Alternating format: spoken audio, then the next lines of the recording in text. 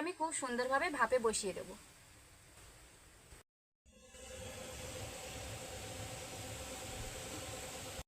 দেখতে কতটা সুন্দর হয়েছে দেখুন। যখন গরম থাকবে তখন কিন্তু একটু নরম নরম লাগবে, একটু ঠান্ডা হয়ে গেলে পর কতটা শক্ত দেখুন। আমি একটা আপনাদের কেটে দেখাচ্ছি। এই যে দেখুন কতটা শক্ত, আর ভেতরটা দেখুন, দারুণ একটা ব্যাপার।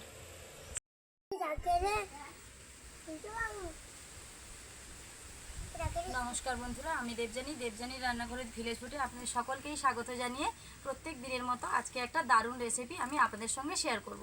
আজকের রেসিপিটা এতটাই লোভনীয়, মানে দেখলেই খেতে ইচ্ছে করবে। যারা কোনোদিনও খায়নি তারা একবার যা দেখবে খেতে চাইবে।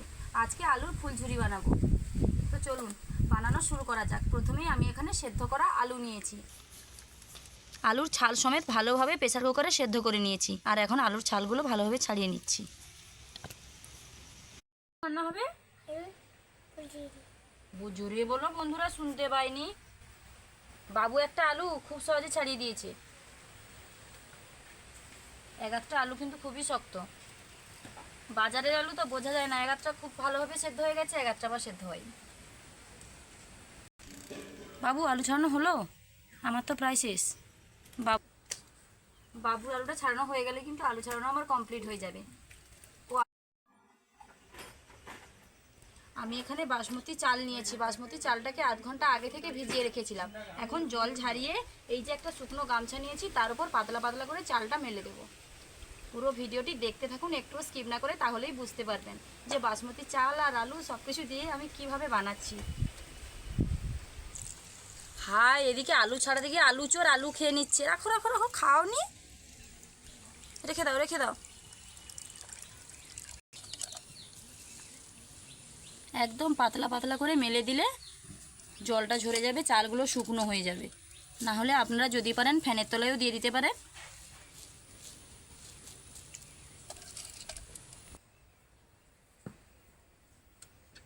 কি হচ্ছে আমি শুধু সেটাই দেখছি। দেখুন আলুটা ওদিকে নিয়ে চলে গেছি বলে তার জন্য আবার আলুটা তুলে এনে খাবে। আলুটাকে একটা গ্রেটারে গ্রেট করে নেব।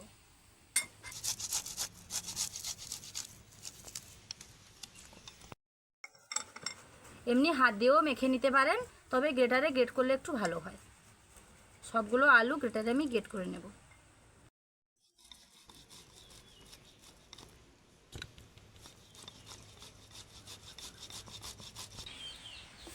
বাটিটা ছোট হয়ে যাচ্ছে, তার জন্য আমি একটা বড় বাটি নিয়ে নেব। আলুর মধ্যে প্রথমেই দিয়ে দেব পরিমাণ মতো লবণ, দিয়ে দেব পেঁয়াজ কুচি ও কাঁচা লঙ্কা কুচি,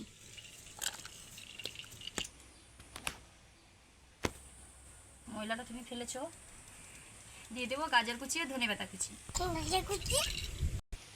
কাজু বাদাম নিয়েছি, একদম ছোট ছোট করে রেখেছি, টুকরো টুকরো করে, সেগুলো দিয়ে দেব। হালকা করে একটু কাশ্মীরি লঙ্কা দিয়ে দেব।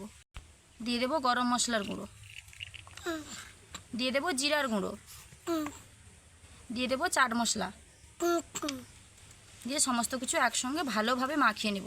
আর একটা জিনিস দিতে হবে, সাদা তেল।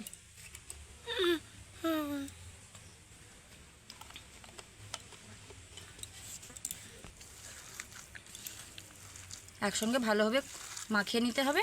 তারপর একটু কর্নফ্লাওয়ার অ্যাড করব।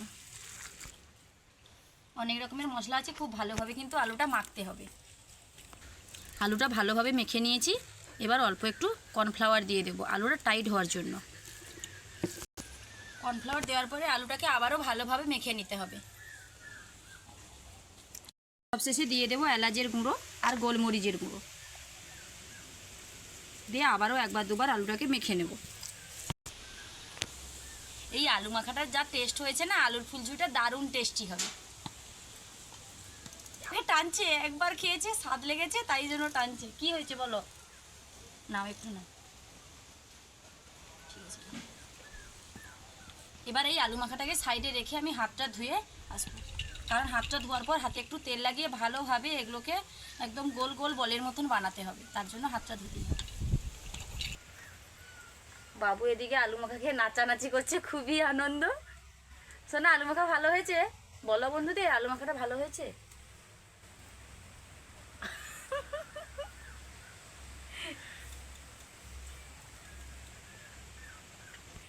পরিষ্কার করে হাত ধুয়ে চলে এসেছি। এবার হাতে সাদা তেল ভালোভাবে লাগিয়ে নেব 2 তালু।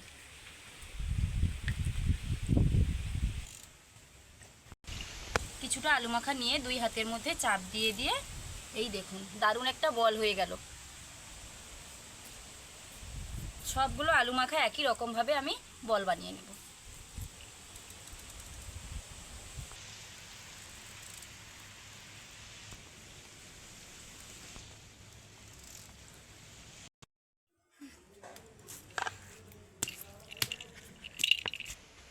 আলুর ভালোভাবে বলগুলো গড়ে নিয়েছি আমি, আবারও হাত ধুয়ে চলে এসেছি। না হাত ধুলে কিন্তু হবে না। আর এদিকে চালটা কতটা শুকনো হয়েছে দেখতে হবে। দেখুন খুব ঝরঝরে হয়ে গেছে। এই যে দেখুন চালে কিন্তু একটুও জল নেই। এবার চালটাকে একটা প্লেটের মধ্যে তুলে নেব। এদিকে আমি উনুন ধরিয়ে জল গরম করতে বসে দিয়েছি, কারণ গরম জলের ভাপেই কিন্তু এই জিনিসটা হবে।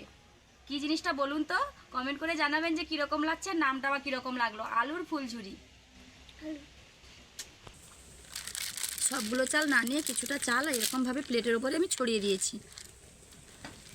তারপর আলুর বলগুলো একটা নেব, দিয়ে চালের ওপর এরকম চাপ দিয়ে দিয়ে কিন্তু করতে হবে কাজটা। বলটার মধ্যে যেন চালগুলো খুব ভালোভাবে লেগে যায়। এই রকমভাবে দেখলেন তো ভালোভাবে। আলুর ফুলঝুরি বানানোর জন্য এটা কিন্তু খুবই একটা গুরুত্বপূর্ণ টিপস।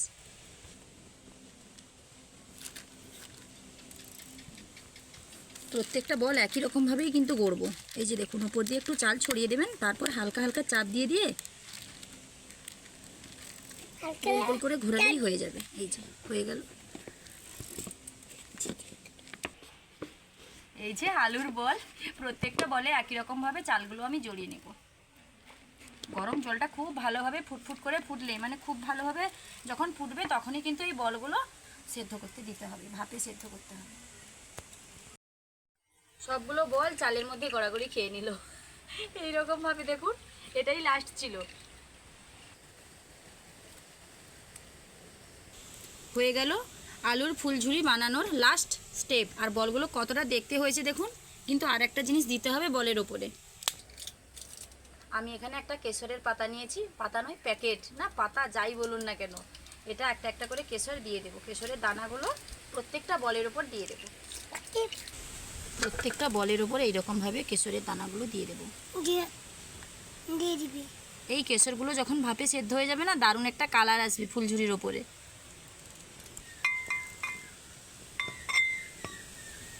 কেশর দেওয়া কমপ্লিট। কেশরের প্যাকেটটা উনুনের মধ্যে দিয়ে দেব। আর এদিকে জলটাও আমার খুব সুন্দরভাবে ফুটে গেছে। এবার এগুলোকে আমি ভাপে বসিয়ে দেব।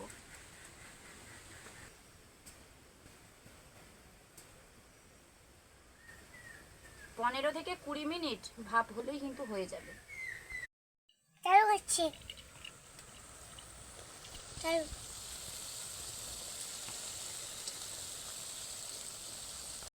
এবারে ঢাকনা দিয়ে দেব।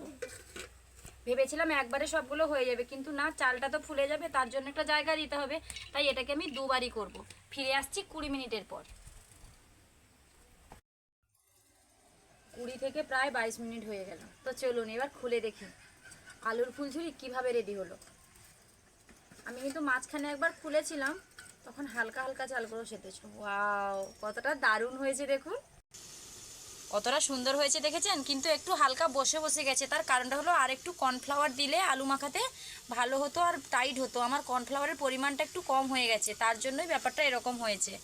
দেখতে কতটা সুন্দর দেখুন, দেখতে যতটা সুন্দর খেতে কিন্তু ঠিক ততটাই সুন্দর। এগুলোকে এখন নামিয়ে নেব।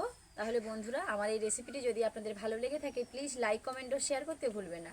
আরও এরকম নিত্য নতুন রান্নার ভিডিও পাওয়ার জন্য অবশ্যই আমার চ্যানেলটিকে সাবস্ক্রাইব করে আমার পাশে থাকবেন, যাতে দিন প্রতিদিন নিত্য নতুন রান্নার ভিডিও আমি আপনাদের সঙ্গে শেয়ার করতে পারি। আর যে কয়েকটা বাকি আছে সেগুলোও রান্না করে নেব। তো চলুন দেখা হচ্ছে আবারও নতুন কোনো রান্নার ভিডিও নিয়ে। ততক্ষণ সুস্থ থাকুন, ভালো থাকুন। নমস্কার।